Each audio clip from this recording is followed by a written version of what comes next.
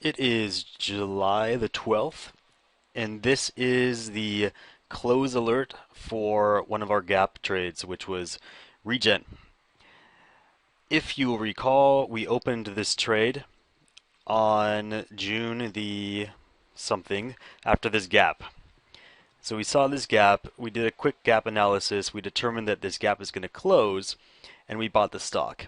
We bought the stock, I think at this point, on the 15th. I could just tell you for real. What am I doing? We bought it at on the 17th for 501. It is now 562. That's a decent ROI. How much is that? 61 bucks divided by 501. So we made 12% of what we invested in a little under a month. So here's the play. Here's how it worked. The gap filled, which is what we expected. You might have set a limit order to sell at this point. I didn't recommend that. In fact, what happened was after it filled, I was watching the MACD line and it showed that there was actually a decent amount of momentum upward. The Arun lines showed the same thing. So after that gap, we continued holding on. There was a breakaway gap, at which point I stopped and analyzed it again. And it said, the analysis basically said that we can expect a breakout, which we did. So it reached an all-time high and it kind of evened out. The signs didn't tell us to sell really at that point. It did look oversold, but there's real momentum behind that. So what happened was we held on, and again, another gap, which was great.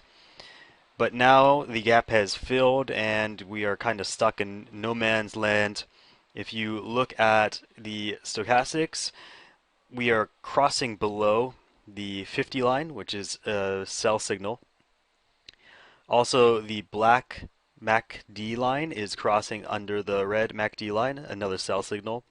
And the green Arun line is about to hit 70, which is typically a sell signal. So we've got three sell signals plus a very strange gap because it looks like it should have been a breakaway gap with that, or continuation gap with that volume, that high volumes we see here.